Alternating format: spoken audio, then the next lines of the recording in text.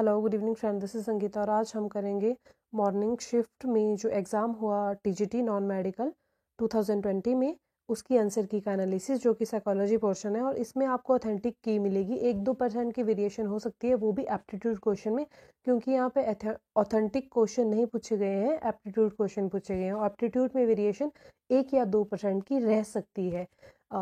तो मोर वीडियो के लिए आप प्लीज़ चैनल को सब्सक्राइब करिएगा। तो हम शुरू करते हैं। सबसे पहला क्वेश्चन आपके पास था, the basic education system was based on view point that the child. मैंने आपको कल की वीडियो में, प्रीवियस वीडियो में ये बात बोली थी कि बेसिक एजुकेशन से क्वेश्चन आ रहा है जब भी हमने प्रीवियस ईयर का क्वेश्चन पेपर एनालाइज किया था, क्योंकि जब हम आर्ट्स नॉन मेडिकल का एग्जाम दे रहे हैं तो हम आर्ट्स का पढ़ रहे हैं, तो वहाँ से भी क्वेश्चन निकल रहे हैं और आर्ट्स वाले को नॉन मेडिकल के प्रीवियस ईयर जरूर लगाने चाहिए, वहाँ से क्वेश्चन निकलेंगे। तो बेसिक एजुकेशन क्या था? गांधी वर्धा एजुकेशन था। उन्होंने क्या बोला था कि हैंड ऑन क्राफ्ट एजुकेशन के ऊपर उन्होंने जोर दिया था। जैसे हमारे नरेंद्र मोदी बोल रहे हैं कि स्किल इंडिया, उसी तरह से महात्मा गांधी ने वर्धा एजुकेशन में भी स्किल पे ज़्यादा ध्यान दिया था। उन्होंने बोला था कि एजुकेशन ऐसी होनी चाहिए जिससे अर्निंग हो सके। तो उन्होंने ये सबसे सही आंसर था, can get better education through a meaningful and creative piece of work.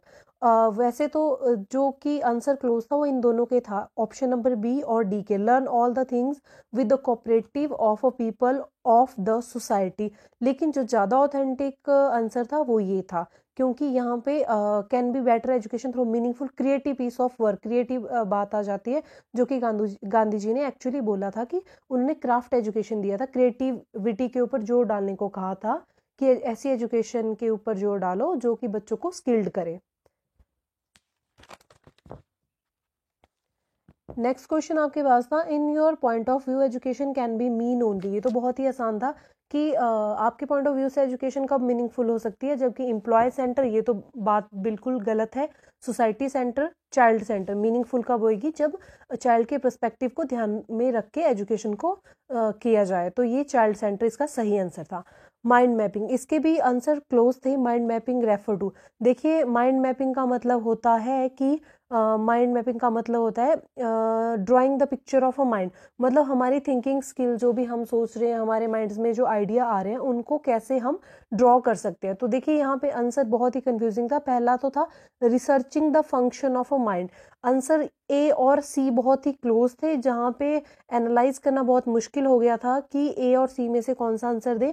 अब यहाँ पे वेरिएशन हो सकती है क्योंकि उनके अकॉर्डिंग, क्योंकि आंसर दोनों ही सही है, कोई इसमें साइंटिफिक फैक्ट नहीं है, कोई लॉजिक नहीं है, लेकिन basically researching the function of mind ये ब्रेन कहलाता है, ठीक है। और drawing the picture of a mind या आइडियाज, ये होता है आपका माइंड मैपिंग। तो प्लीज जिनका नेक्स्ट पेपर है जो आर्ट्स के हैं, इन पूरी टर्म को एनालाइज करिए, माइंड मैपिंग टर्म किसने दी थी, कैसे दी थी, और मेरी वीडियो को फॉलो करिए, ठीक है। The next one is in the project education technique the workload of a teacher. देखिए प्रोजेक्ट एजुकेशन टेक्निक में वर्कलोड क्या टीचर था, वो कंपैरेटिवली लो था, लो नहीं था, ये कंपैरेटिवली लो है, मतलब वर्कलोड टीचर का प्रोजेक्ट एजुकेशन में थोड़ा सा कम हो गया। आप ये नहीं बोल सकते लो है, तो सही आंसर है कंपैरेटिवली लो। नील तो कभी टीचर का वर्क हो ही नहीं सकता, और हाई तो नहीं है, क्योंकि प्रोजेक्ट एजुकेशन को इसलिए इम्प्लीमेंट किया गया था जो टीचर का वर्कलोड था थोड़ा सा कम हो। Special education is related to, देखिए ये आंसर भी बहुत ही क्लोज था। स्पेशल एजुकेशन कैसे? अब ये तो है नहीं ट्रेनिंग प्रोग्राम फॉर टीचर, ये तो आंसर बिल्कुल ही गलत है। एजुकेशन प्रोग्राम टैलेंट, ये भी गलत है। अब कंफ्यूजन कहाँ क्रिएट था? यहाँ एक टर्म थी रिटार्डेड और एक टर्म था डिसेबल। अब आपको यहाँ पे समझना था ट्रेनिंग प्रोग्राम फॉर रिटार्डेड। देखिए जो डिसेबल चाइल्ड होते हैं, हमने पढ़ा इंक्लूसिव एजुकेशन, और हमने इंक्लूसिव एजुकेशन में पढ़ा किसके लिए की जाती है इंक्लूसिव एजुकेशन? डिसेबल चाइल्ड के लिए। अब रिटार्डेड क्या है? रिटार्डेड डिसेबिलिटी का एक टाइप है, रिटार्डेड डिसेबिलिटी का एक टाइप है जिसकी आईक्यू लेवल, जिनका आईक्यू लेवल एवरेज आईक्यू से लो रहता है, उनको बोलते हैं हम रिटार्डेड। 90 बिलो जिनका आईक्यू रहता है उनको रिटार्डेड बोलते हैं। तो हम सिर्फ एक कैटेगरी के लिए नहीं स्पेशल एजुकेशन की, हमने डिसेबल, अब डिसेबिलिटी डिफरेंट तरह की थी, डायलेक्सिया, डिसकैलकुलिया, डिसग्राफिया, तो ये सारी आपकी डिसेबिलिटी। तो यहाँ पे बिल्कुल सही आंसर है education program for disable child. The educator who propound the idea of 5 formal step in learning, ये हर्बर्ट ने दिए थे, करिकुलम के इसके 5 स्टेप है, 5 स्टेप मॉडल भी हार्वर्ड को बोलते हैं। तो इसका बिल्कुल सही आंसर ये है। His quality of the teacher is liked the most by his student. Which quality of a teacher? Teacher की कौन सी क्वालिटी, देखिए इसमें तो क्या ही क्वेश्चन इन्होंने डिजाइन किया है कि टीचर की कौन सी क्वालिटी बच्चों को सही है।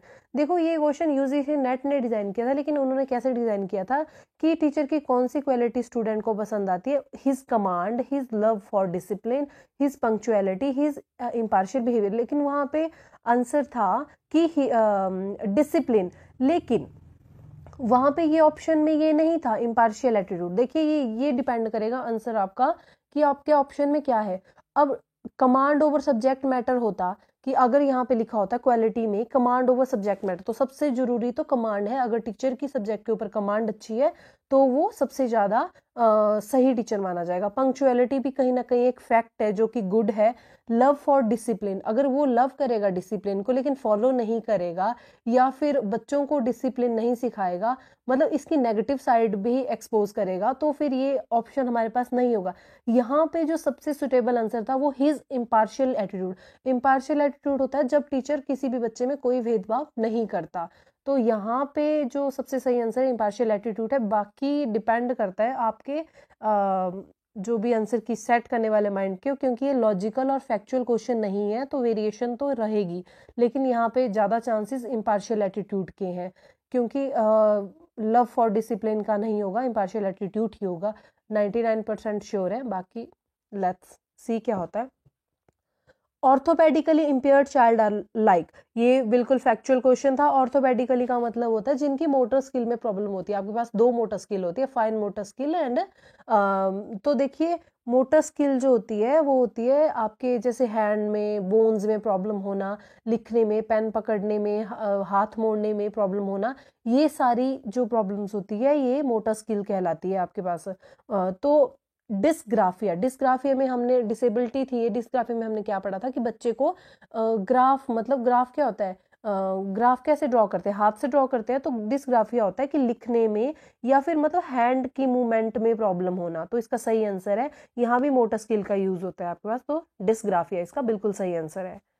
The concept of intelligence quotient was propounded by, IQ का कंसेप्ट किसने दिया था, ये भी मैंने लास्ट वीडियो में अपने प्रीवियस वीडियो सेशन में डिस्कस किया था। IQ का कंसेप्ट किसने दिया था, विलियम स्टर्न ने। यहाँ से बहुत क्वेश्चन निकलते हैं। एक तो IQ डिस्ट्रीब्यूशन टेबल, प्लीज जिनका भी पेपर है वो देख के जाइए, मेरा मैंने शॉर्ट वीडियो क्लिप में डाला हुआ है IQ डिस्ट्रीब्यूशन टेबल। और दूसरी बात, IQ फॉर्मूला किसने दिया था, फर्स्ट टाइम आईक्यू की बात किसने की थी, अब्स्ट्रैक्ट थिंकिंग का कॉन्सेप्ट किसने दिया था, ठीक है, और फर्स्ट टाइम आईक्यू टर्म किसने यूज की थी, और आईक्यू फॉर्मूला किसने दिया था। ये 3-4 क्वेश्चन